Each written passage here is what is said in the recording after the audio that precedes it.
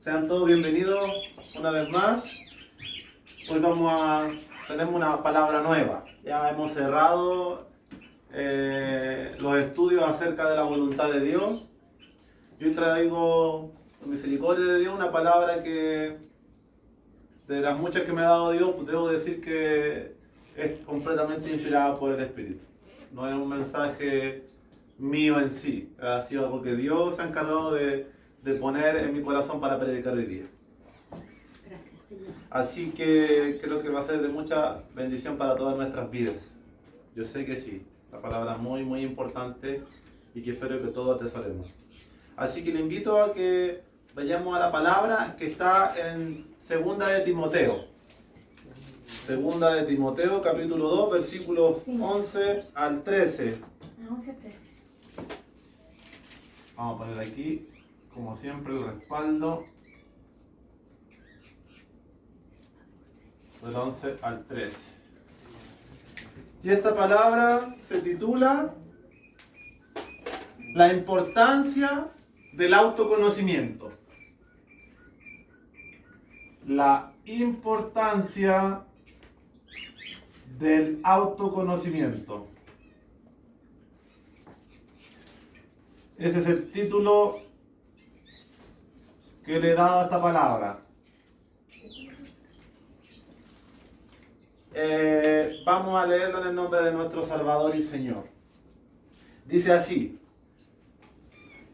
palabra fiel es esta: si somos muertos con Él, también viviremos con Él. Si sufrimos, también reinaremos con Él. Si le negáremos, Él también nos negará. Si fuéramos infieles, Él permanece fiel. Él no puede negarse a sí mismo.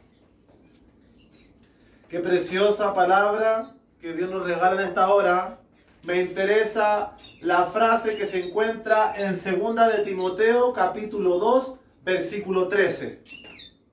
Si fuéramos infieles, Él permanece fiel. Él no puede negarse a sí mismo. Eso es la verdad que cautiva e impacta mi corazón. Y antes de adentrarnos en esto, vamos a hacer una introducción. Vamos a introducirnos en la palabra. Y para hacer una introducción,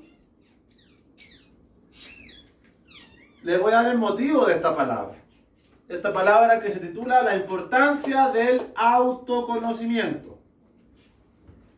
Esta palabra nace por el deseo de predicar acerca de nuestra naturaleza. Cosa que ya sabemos, pero en especial acerca de la debilidad y el desánimo que nos inunda o nos puede inundar en algún momento de nuestra relación con Cristo. Y ello puede ser una causa de que tomemos distancia hacia Dios. El centro de este mensaje se basa en que a través del conocimiento de nuestra naturaleza seamos capaces de entender que vamos a tener momentos de desánimo, de debilidad fuertes, que van a llegar a tal grado que impliquen que nuestra relación con Cristo pueda llegar incluso a quebrarse o a tomar distancia de Él en ciertos momentos de esta caminata, de esta peregrinación. Porque creo que es algo que todos experimentamos. Todos tenemos momentos de debilidad. Semanas que estamos muy espirituales, muy animados, y a veces días, semanas, meses, que no estamos tan fuertes. Que nos cuesta más orar, nos cuesta más leer la palabra, nos cuesta más practicar lo que la palabra nos dice, y nos refugiamos o acudimos a otras cosas. Así que aquí nace una pregunta. Antes de exhortar esto, vamos a hacer una introducción. ¿Qué o quién te puede levantar de ese estado? De ese estado de desánimo y de debilidad. ¿Quién es capaz de levantarnos de ese estado? Dios. La respuesta a ello, obviamente, no es muy difícil de sacar en conclusión. Siempre la respuesta lógica va a ser Dios. Pero esa respuesta no está completa. ¿De qué forma como Dios? Porque decimos que Dios es soberano. Pero Dios no está jugando aquí una partida de ajedrez con nosotros. Porque si fuera porque Él manipula todo como marionetas, y por eso hablamos de la voluntad, predicamos harto acerca de todas las facultades que tiene nuestro corazón, la libertad, las intenciones, el amor, todos esas acciones que desarrollamos a través de nuestra mente y de nuestros actos. Entonces, claramente la respuesta a levantarnos del suelo es Dios. Pero yo le decía que esa respuesta no está completa. Porque claro, Dios siempre quiere. Dios siempre quiere nuestro bien. Dios siempre quiere nuestro bienestar. ¿Qué impide entonces que no siempre estemos bien? Si Dios siempre quiere. ¿Por qué siempre no estamos contentos? Siempre gozosos, siempre alegres, siempre con ánimo, nunca débiles, nunca enfermos. Si Dios es bueno, Dios siempre quiere. Bueno, en parte por nuestra naturaleza, pero también es que debemos sumar algo a esta respuesta. No solamente atribuir que Dios tiene el poder para levantarnos de ese estado. Necesitamos entender que la respuesta también está en nosotros. Nos necesitamos. Nos necesitamos a nosotros mismos. ¿Y cómo nos necesitamos a nosotros mismos para poder levantarnos del suelo? A través del autoconocimiento. Esta palabra va a ser la fuerte que le vamos a dar hoy. Necesito a Dios para levantarme del suelo, pero Dios es soberano. Si yo no tomo la decisión en mi corazón de levantarme y decir, voy a cambiar mi vida, voy a seguir este camino, voy a cambiar esta rutina, Dios no lo puede hacer. Tenemos que tomar una decisión nosotros. Porque si Dios quisiera que hiciéramos todo, Dios no permitiría ciertas cosas en este mundo.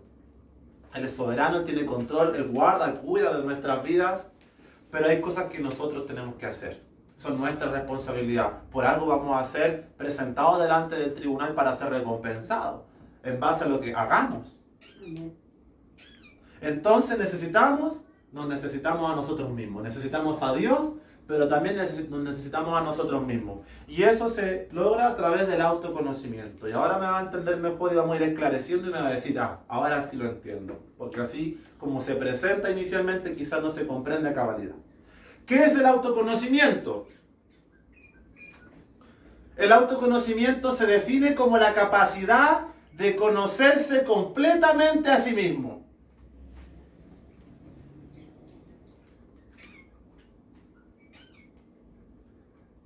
Conocerse completamente.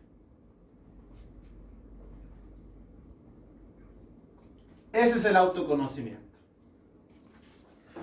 ¿Cómo logramos ese autoconocimiento? ¿Cómo logro yo conocerme completamente a mí mismo? ¿Cómo adquiero la capacidad de conocerme completamente? ¿Alguien podría darme una respuesta? ¿Qué Dios? ¿Cómo usted cree que usted se puede conocer completamente como usted es? ¿A qué acudiría? A la oración. No, A la palabra. a la palabra.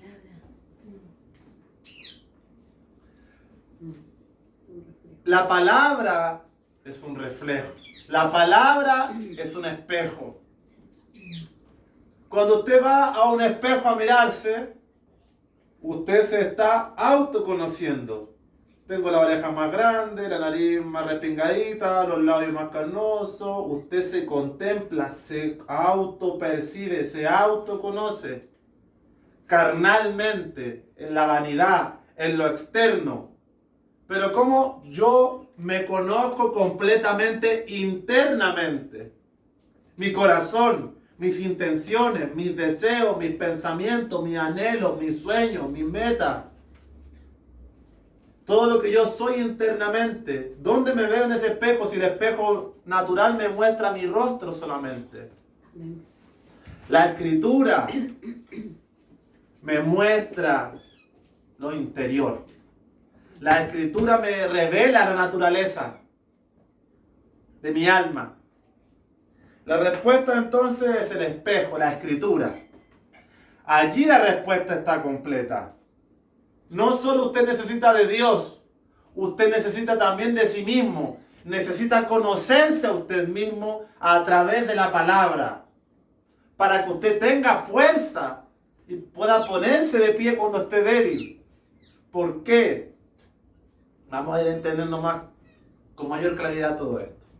El hecho de que acudamos al espejo y nos miremos para comprender nuestra naturaleza nos dará la fuerza para ponernos de pie y levantarnos. Por eso cuando estemos débiles, bajo el desánimo, la frustración, la amargura, la incredulidad, el rechazo, todo lo que nos pueda acontecer en esta vida contra la gente y contra Dios, que quiera golpearnos y tenernos tumbados en el piso, lejos de Dios, la manera en que yo voy a ser capaz de levantarme, como dice la Escritura, 7 veces caemos, el justo se levanta 8. La manera en la cual yo siempre, de aquí hasta el 2070, hasta el 2030, hasta el 2025, hasta que venga Cristo, hasta el último día de esta tierra, las 500 o las 5000 veces que yo tenga que tropezar, por causa de mi naturaleza, por causa del pecado, por causa de todo lo que habita en mi vida, que entorpece que yo esté perfecto y contento siempre, lo que me va a ayudar a levantarme de esa condición es acudir a Dios y acudir a la palabra. Y en la palabra, ahora vamos a ver los consejos que nos va a dar. Nos va a decir, hijo mío, estás bajo maldición, en ti habita el mal. Eso te va a dar ánimo porque tú no vas a buscar excusas de refugiarte en cosas, vas a entender y decir, Dios mío, gracias porque si he pecado, si he caído, si he sido perezoso, flojo, envidioso, he tenido desánimo, lo que haya sido que esté pasando, he caído en un vicio, lo que sea que esté pasando en mi vida, lo entiendo, porque tu palabra me lo revela. No necesito acudir a un psicólogo, a un psiquiatra, ni a nadie, porque tengo el espejo del autoconocimiento que me revela completamente y me enseña a conocerme como soy.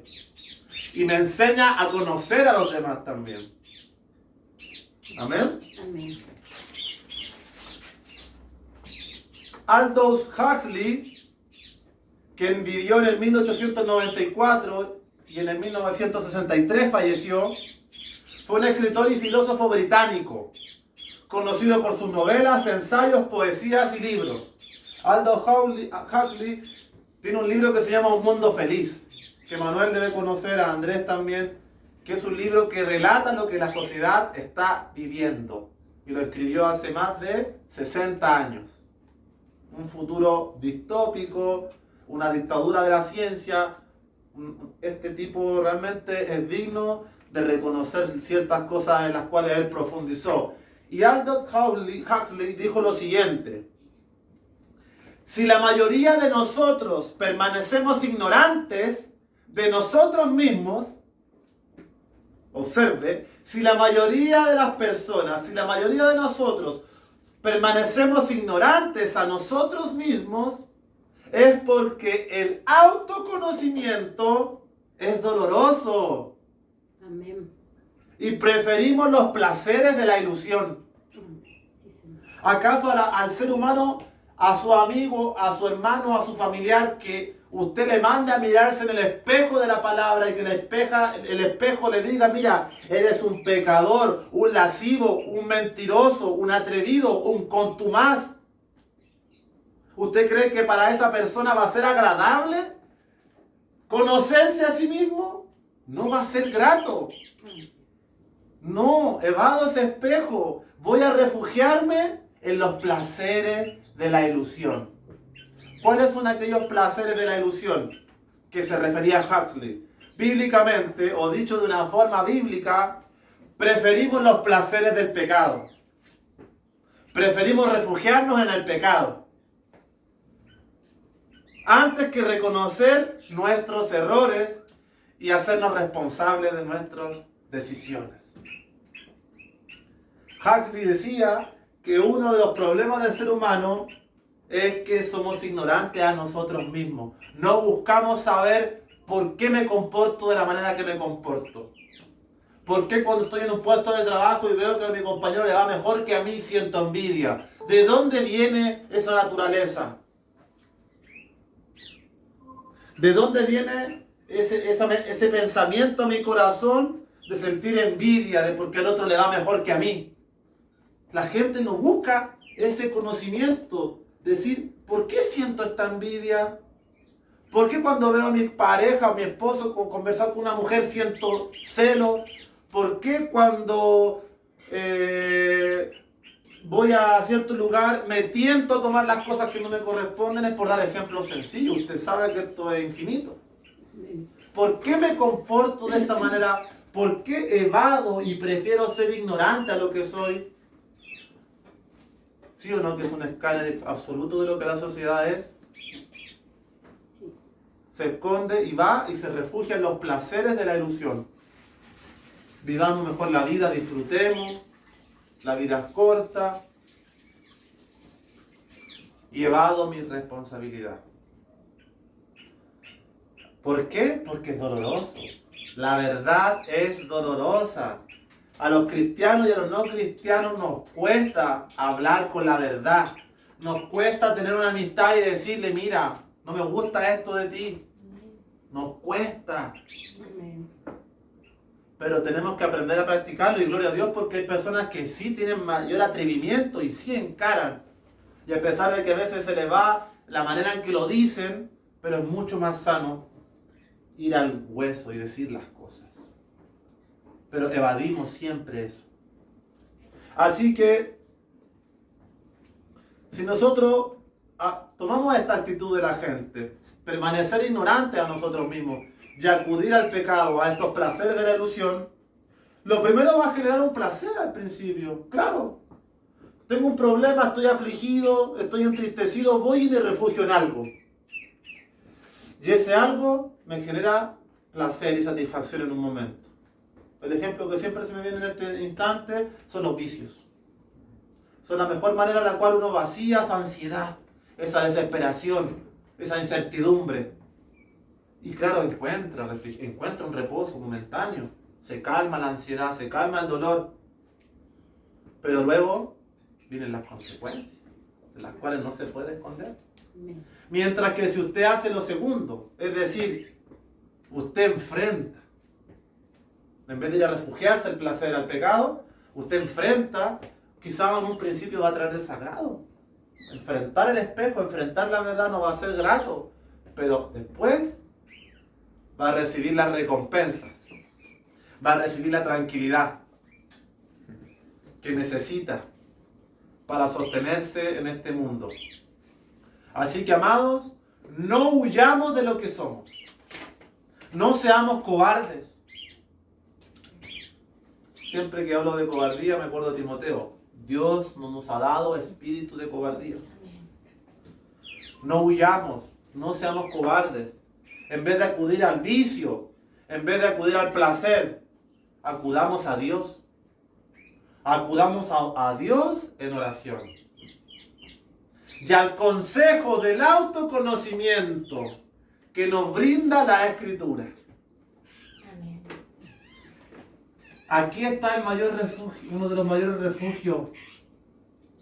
Porque todas las veces que usted esté débil, usted va a recordar el predicador, la palabra, el video que vi, me hablaba de esto. Mi corazón es engañoso. Estoy en un cuerpo de debilidad. Ahora entiendo por qué tropiezo tantas veces.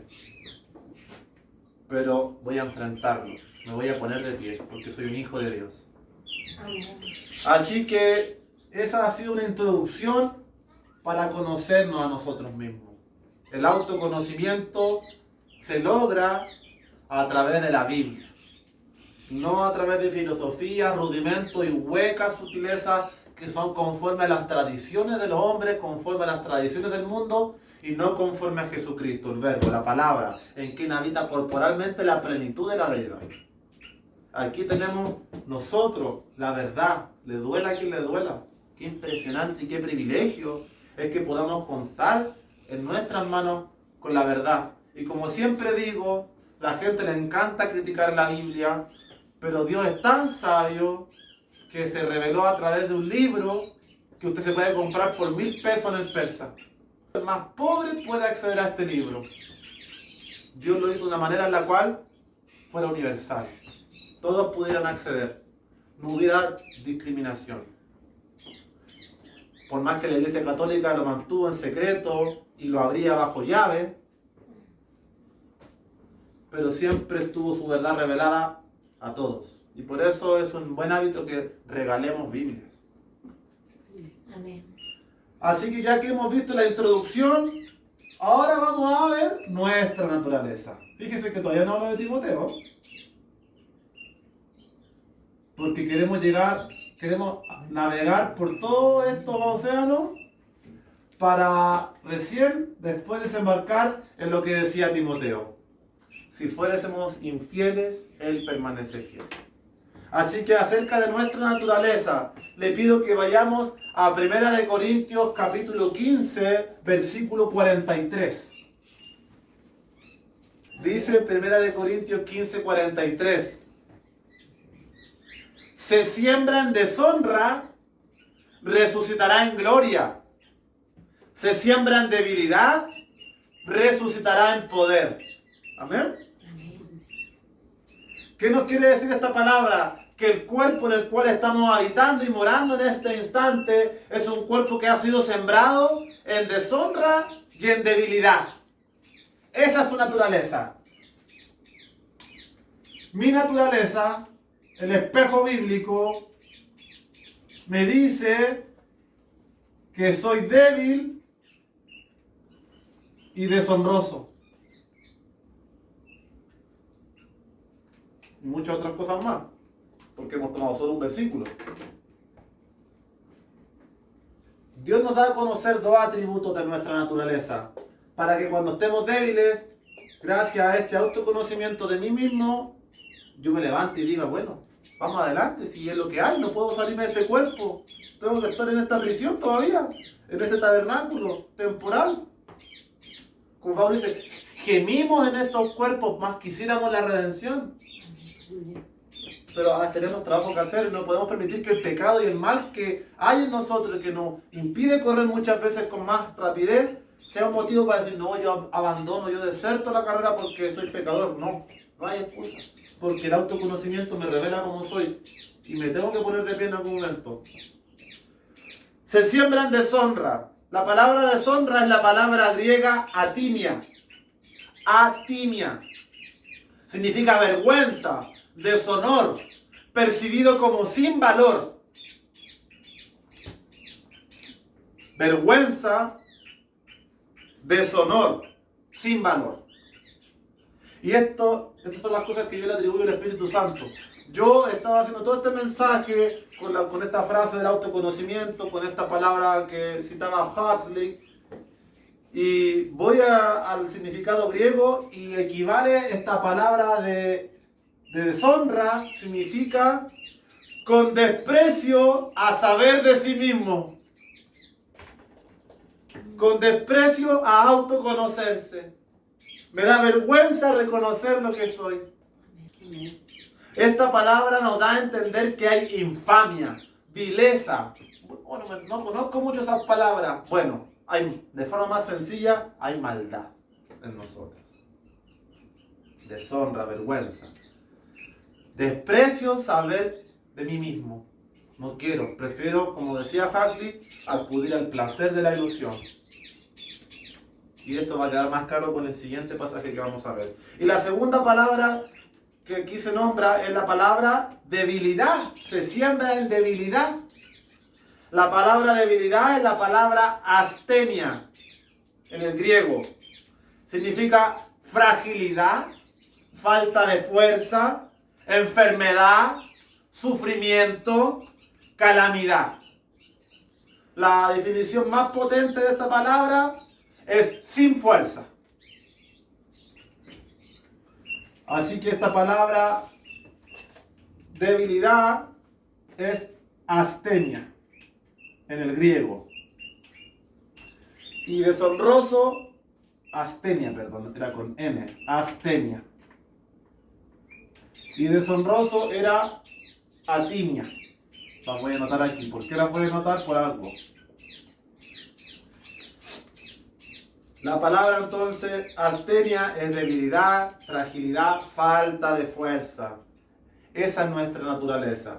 Ese es el conocimiento que Dios quiere que nosotros tengamos de nosotros mismos. No que seamos soberbios y que yo me las sé todas y me las puedo todas.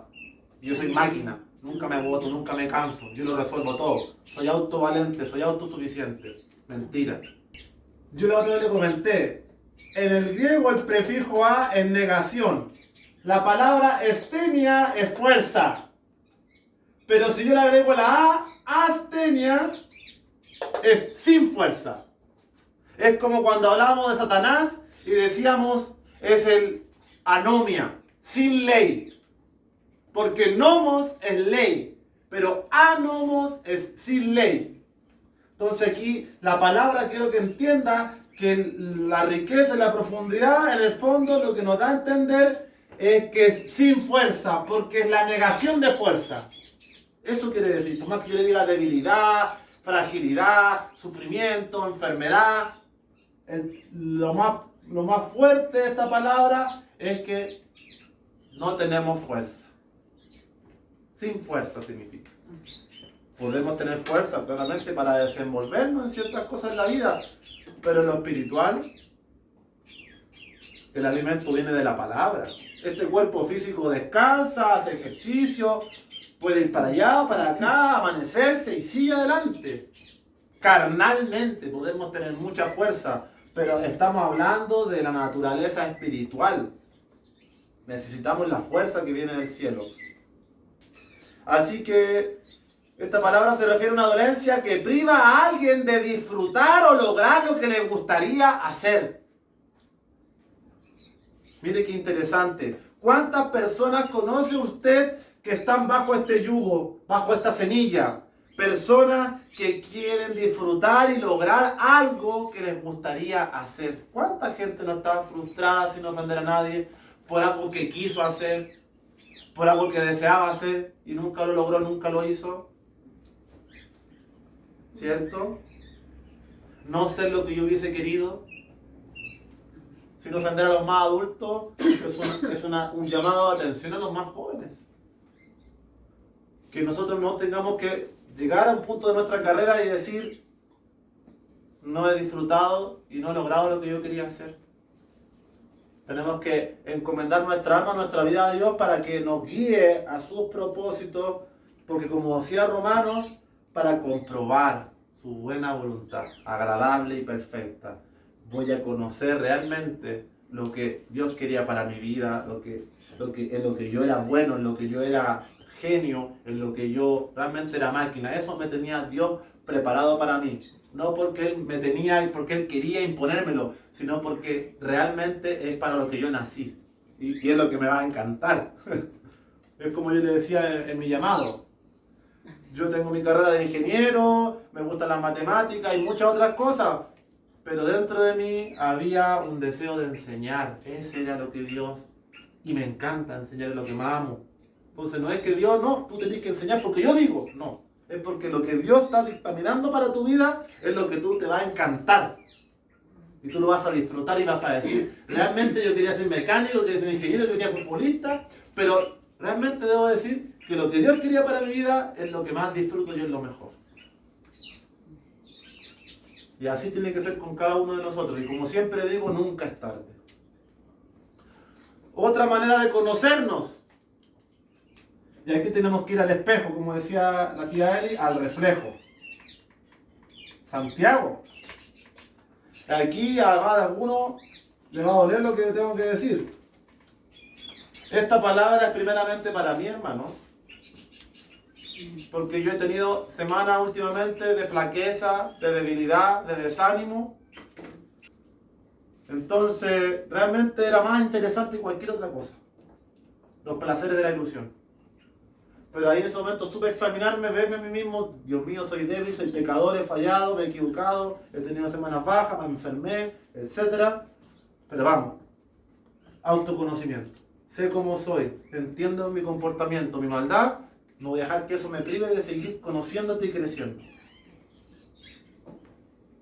Y en esta parte le llamaríamos la fuente del autoconocimiento. Ya vimos nuestra naturaleza, ya vimos la introducción y ahora estamos viendo la fuente del autoconocimiento. ¿Qué le dije que era la fuente del autoconocimiento? La palabra, ¿cierto? Amén. El reflejo, el espejo. Dice así Santiago: pero sed hacedores de la palabra y no tan solamente oidores, engañándoos a vosotros mismos. Porque si alguno es oidor de la palabra, pero no hacedor de ella, este es semejante al hombre que considera en un espejo su rostro natural. Porque él se considera a sí mismo y se va, y luego olvida cómo era. Mas el que mira atentamente en la perfecta ley, la de la libertad, y persevera en ella, no siendo oidor olvidadizo, sino hacedor de la obra, este será bienaventurado en lo que hace. Esta palabra no puede venir más a colación en esta hora, hermano. Respecto a este escáner acerca del autoconocimiento, ya habiendo visto anteriormente el desprecio que tenemos a saber de nosotros mismos, a no conocernos, a rechazar como soy, a no reconocer mi mal, a no hacerme responsable, aquella vergüenza natural que tenemos, porque es natural. Acuérdense que la palabra deshonra era vergüenza. Hay una vergüenza. ¿O acaso a usted no le daba vergüenza a alguno pararse y hablar? ¿O le costaba expresarse? Ay, ¿por qué tengo eso? Esta enfermedad, esta vergüenza. Todo eso está en nuestra naturaleza corrompida. Y respecto a este Skyler, que también nos hablaba de la debilidad y la excesiva dependencia que tenemos de cosas que no nos aprovechan, porque somos expertos en depender de cosas que no nos aportan nada, y no estoy hablando por mí, es que Santiago nos enseña lo siguiente. Recuerde y tenga presente al leer esto que el autoconocimiento verdadero tiene su fuente en la Escritura. Esta palabra pueden usar los psicólogos, los filósofos, los que se creen espirituales, me da lo mismo. Pero el autoconocimiento es la Biblia. Ahí está el espejo. No está en otras cosas. Aquí está como lo dice Santiago. Entonces tenemos que tener presente al leer esto que aquí me estoy reflejando. Así que este pasaje de Santiago nos da a entender que hay dos clases de creyentes. Hay dos clases de creyentes. Versículo 22. Sed hacedores de la palabra y no solamente oidores. Aquí yo veo puros oidores. Los que son hacedores, lo sabe Dios. Aquí para mí, yo veo que están oyendo. Los frutos, yo no estoy con usted las 24 horas, pero Dios está con usted las 24 horas y sabe todos los esfuerzos que usted hace a diario. Sean mínimos o sean grandes, Dios los conoce. Pero ya es un paso. Pero que esté aquí no le corre mucha ventaja con el mundo. Pudiera ser que sí, pudiera ser que no. Porque el texto dice, porque si alguno es oidor, pero no hacedor, dice, engañándose a sí mismo, este es semejante a un hombre que se considera su rostro en un espejo, su rostro natural. Él se considera, se mira, pero ¿qué pasa? Se olvida. Me miré hoy día en el espejo, pero listo. Se me olvidó lo que decía Corintios 15:43. Entonces, no pues. Aquí hay dos personas. El que se engaña a sí mismo, ese oidor, que no es hacedor, ese se engaña. Se mira en el espejo, a lo mejor se alcanzó a mirar, pero se consideró superficialmente y se fue y se olvidó. Eso no nos debe pasar a nosotros. Porque ese olvidarnos, cuando llegue ese momento de debilidad, de flaqueza, en que estemos ahí derrumbados, no nos vamos a poder levantar. Pero en cambio, el que ha sido hacedor de la palabra, se nutre en la verdad. Se nutre, por tanto se conoce. Y fíjate que el versículo 24 El 25 dice, mas el que mira pero atentamente. O sea, no es que se contempló y se fue, se miró atentamente. Se miró y puso atención. No estaba pensando en otras cosas, en que mañana qué voy a comer, que no me alcanza la plata, que subió nuevamente el pan. Se mira atentamente. Fíjese el énfasis de la palabra. El que se mira atentamente, y mire cómo describe la Biblia. Lo dice como una ley, pero lo hermoso que hace Santiago, que es digno de otra predicación, dice la de la libertad. Como que yo aquí hay puros mandamientos, son puras cadenas, que Dios quiere que sea así, así, así. Pero Santiago me dice, no, esto es un espejo de libertad para tu vida. Amén. Qué maravillosa la definición de la palabra libertad, vamos. Amén. Y persevera, se contempla, se mira atentamente y persevera. Ese será bienaventurado. Ese será bienaventurado. Y anoche me pasó una experiencia, no voy a dar el nombre de la persona, una persona que caminó, que participó del Evangelio con nosotros durante un tiempo, ha sufrido desilusiones y dolores. Obviamente porque está lejos de acá. No ha venido, no ha escuchado, no ha escudriñado, no lo sé. Y él me decía en la conversación, ¿por qué me pasa esto a mí? Quiero ser feliz y no puedo. Todo lo malo me pasa a mí. A la luz de lo que acabamos de ver en Santiago, o sea, el problema radica en que no perseveran y no ponen atención. Se olvidan. No alcanzan lo que está al final. El que persevera, el que mira atentamente, este será bienaventurado. ¿Y qué significa bienaventurado? Feliz. Lo mismo, ¿por qué no puedo ser feliz? ¿Por qué no puedo ser bienaventurado? La palabra bienaventurado es feliz, bendito, para ser envidiado. ¿Cuál es la respuesta para esa persona? Amigo, es que tú te regalé una Biblia, la leíste, intentaste venir, pero nunca pusiste atención.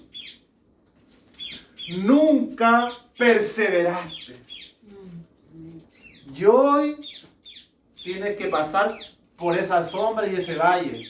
Y confiamos en Dios que será recogido y hay un propósito detrás de ese sufrimiento. Y eso fue lo que yo podía compartirle un poco. Entonces aquí no es porque yo tengo una maldición, me pasan puras cosas malas. Hay verdades en la Biblia que son inmutables, hermano. Y esto es lo que viene a continuación, más adelante.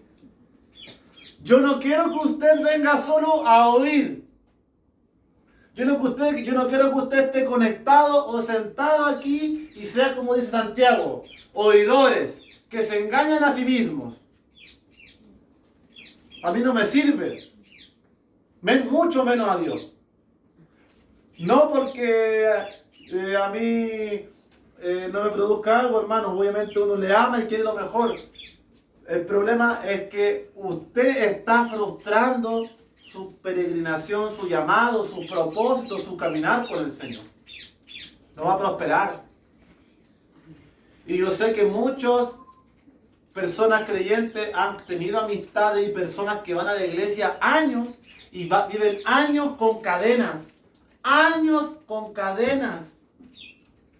Hermano, esto no puede ser así. Vamos a entrar en un tiempo difícil. Más aún. Es necesario conocernos, perseverar en el espejo, mirar atentamente. No tiene que leerse la Biblia entera, tiene que por último leer 2 versículos y darle vuelta. ¿Por qué hacemos las cosas difíciles, hermano? Dios, ¿qué dirá ahí arriba en su trono? Mi siervo abrirá la Biblia una vez al día y leerá un versículo. Y al ver las multitudes tuvo compasión de ellas porque estaban desamparadas y dispersas como ovejas que no tienen pastor. Mateo 9 no sé cuánto. Una oveja. Lo leo de nuevo. Estaba Jesús. Tenemos que mirar atentamente, perseverar. Esto es un alimento de un día lunes, no de 7 días. Es un maná que está lloviendo hoy día, pero mañana ya no hay maná. Mañana tiene que usted ir a buscar el maná nuevamente. Luego de estos consejos y disciplina a nuestras vidas, volvemos a leer Timoteo. Y ahora de todo esto molesto, gravoso que dice el predicador, ahora le traigo buenas noticias. Por fin. Quítame el yugo, Señor. Segunda de Timoteo 2:13. Ahora es cuando necesitamos escuchar estas palabras, hermanos. Ahora podemos llegar a lo que comenzamos diciendo. Este es el momento precioso, preciso y exacto. Si fuéramos infieles, Él permanece fiel. Él no puede negarse a sí mismo. Fíjese que toda esta palabra que se supone que se dice que era un cántico, una alabanza que tenían los cristianos, un himno o una encíclica que ellos tenían en ese tiempo, porque no es un texto que Pablo esté citando, porque está como en forma de canto. Entonces se deduce que esto era un canto de esos tiempos, hace 2000 años. Esto que leímos del 11 al 13. Si somos muertos con Él, también viviremos con Él. Amén. Si sufrimos, también reinaremos con Él. Si le negaremos, Él también nos negará. Si fuéramos infieles, Él permanece fiel. Él no puede negarse a sí mismo. Pablo dice, palabra fiel es esta. O sea, no es cualquier palabra. Porque la Biblia no, yo le he dicho ya antes, no siempre hace un énfasis. Y aquí hace un énfasis en decir, esto es fiel. O sea, la palabra toda es fiel. Pero esto, quiero que le pongáis más atención. Porque esto sí que es importante. El escritor tiene la intención de remarcar estas palabras. ¿Y por qué le digo esto? Porque todo lo que he mencionado nos lleva a ser infieles muchas veces, por hermano.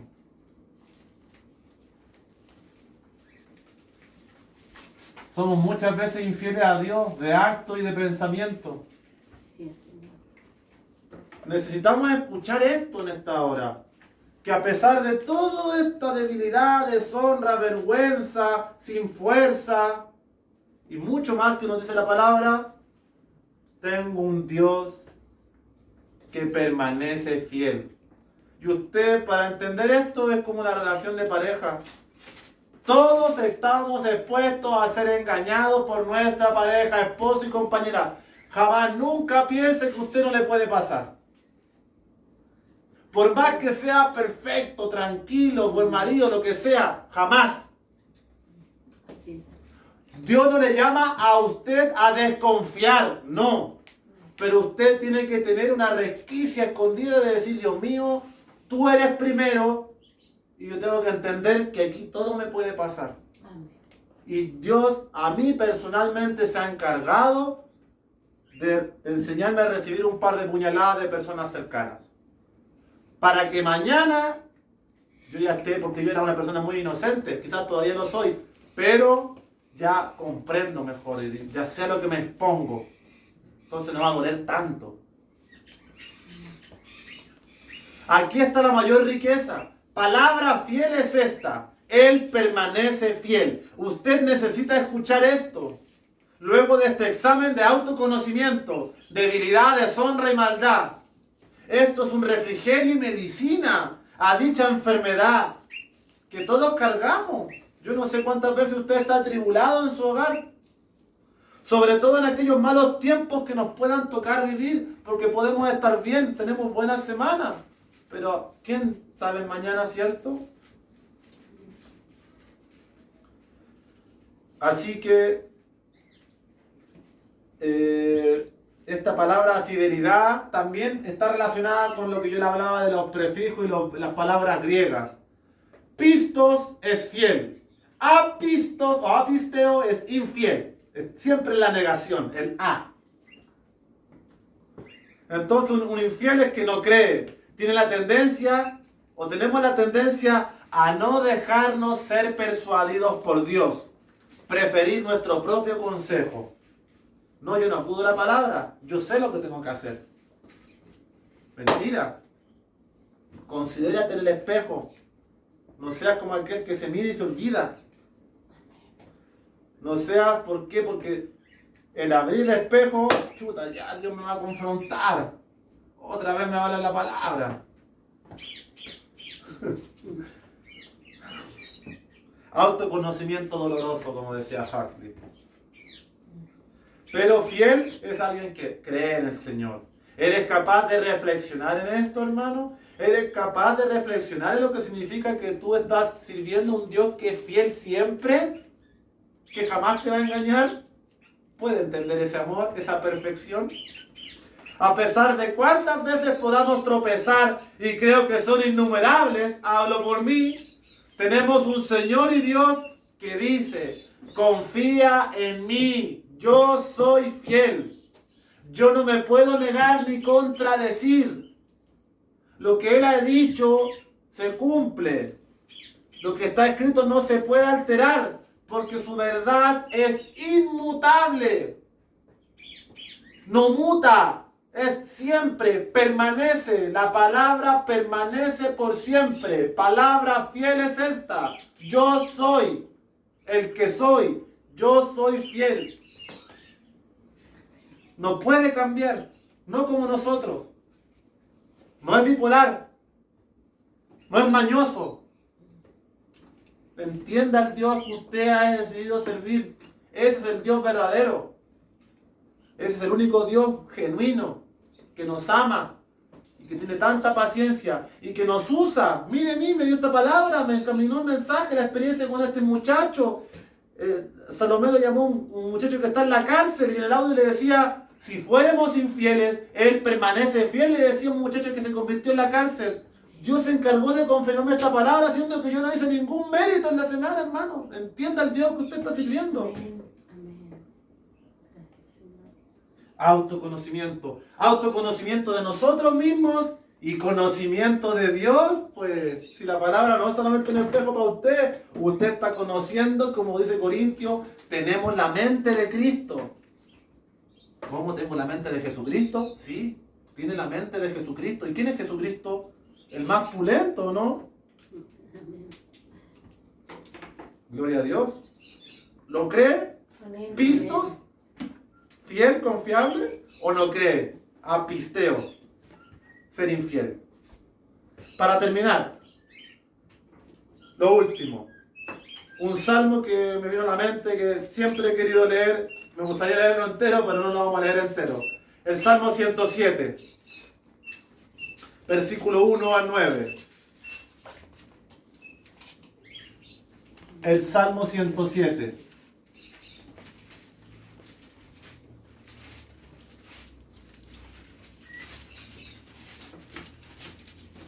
Referente a la fidelidad de Dios. Este es un salmo para reconfortar nuestras vidas. Un salmo que nos habla de la fidelidad, del amor, de la compasión y de la misericordia de Dios. Salmo 107:1. Alabad. Te esperamos, Emanuel. Salmo 107.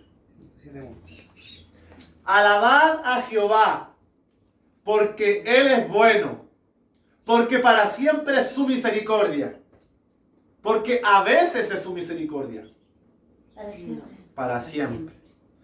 Díganlo los redimidos de Jehová, los que ha redimido del poder del enemigo y los ha congregado de las tierras del oriente y del occidente, del norte y del sur. Anduvieron perdidos por el desierto, por la soledad sin camino, sin hallar ciudad en donde vivir, hambrientos y sedientos. Su alma desfallecía en ellos. Entonces clamaron a Jehová en su angustia y los libró de sus aflicciones. Los dirigió por camino derecho para que viniesen a ciudad habitable. Alaben la misericordia de Jehová y su maravilla para con los hijos de los hombres, porque sacia al alma menesterosa y llena de bien al alma hambrienta. Este salmo, del versículo 1 al 3, nos habla de los redimidos y los que ha congregado. Y estos versículos del 1 al 3 a mí me hacen pensar en el arrebatamiento. me hacen pensar en el rapto. ¿Por qué? Porque dice que dígalo los redimidos, los rescatados de Dios, los que ha redimido, rescatado del poder del enemigo, y los ha reunido y congregado del oriente, del norte, del occidente y del sur. El arrebatamiento, recuérdense lo que hablábamos hace meses atrás, la reunión de los creyentes comunistas y los tesalonicenses en los cielos, los que han sido rescatados del poder del enemigo. Cuando se manifieste el desolador, el inicuo, el sin ley, ahí vamos a estar gozándonos. Y vamos a estar ahí, y usted me va a decir, yo me acuerdo hace 14 de marzo, que tú dijiste que íbamos a estar aquí, y ahí vamos a estar. Amén. Amén. Porque Dios es fiel. Amén. Gracias, Señor. Así que no dude. Amén. No le crea a esta gente de internet la palabra. Versículos 4 y 5. Aquí se encarga de relatar las vivencias en nuestro caminar con el Señor. ¿Cuántas veces estuvimos o estaremos o estábamos perdidos en el desierto por la soledad sin camino, sin hallar ciudad donde vivir, hambrientos, sedientos, con nuestra alma desfallecida? ¿Cuántas veces tengamos que pasar por esta parte del desierto, de la prueba y del fuego? Pero ¿qué pasa? ¿Cómo responde ese corazón? Esta debe ser tu actitud, versículo 6. Clamar en medio de la angustia. No seas oidor olvidadizo, sea hacedor, clama y persevera. Entonces clamaron a Jehová en su angustia y los libró de sus aflicciones.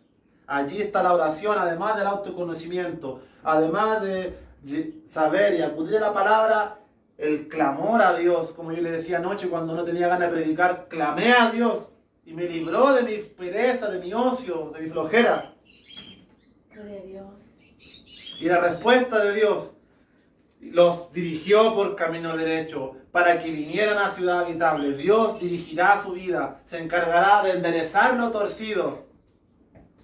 Y usted podrá alabar esa misericordia, versículo 8 de Dios, y sus maravillas para con los hijos de los hombres. Y el versículo más potente de este salmo, bueno, tiene varios, pero este me gusta mucho, el 9. Porque sacia al alma menesterosa y llena de bien al alma hambrienta.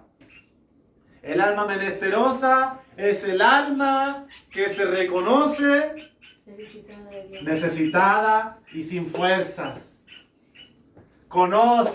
Se conoce, Dios mío, soy deshonroso y débil. Menesteroso vengo a ti para que me des fuerzas. Y esa alma es saciada. Qué rico es estar saciado, ¿no? Qué rico ir a comer algo rico, un restaurante con una persona de grata compañía y comer y saciarse. Oh, qué rico es estar saciado, ¿no? Amén. Amén. Dios así va a saciar nuestra mente, va a poner paz, calma. Y hoy tenemos un ejemplo cercano a esa saciedad que Dios da. Cuando actuamos con la verdad y confrontamos con honestidad las cosas. Y llena de bien el alma hambrienta. ¿Tiene hambre de Dios? ¿Hambre de su verdad? ¿Hambre de justicia? ¿Hambre de misericordia?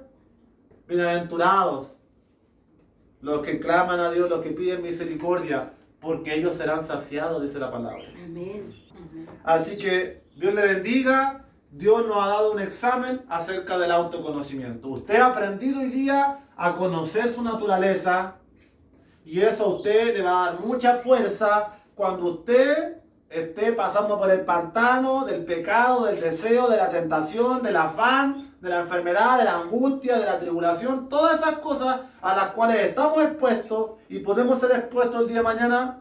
Usted no va a decir, yo deserto y me voy porque soy pecador y no puedo con esto. No, usted va a decir, Dios mío, clamé en mi angustia, soy pecador. Y Dios hará misericordia, lo perdonará y lo levantará una y mil veces. Si ese clamor y ese lamento viene de un corazón honesto, menesteroso, que sabe que depende de Él.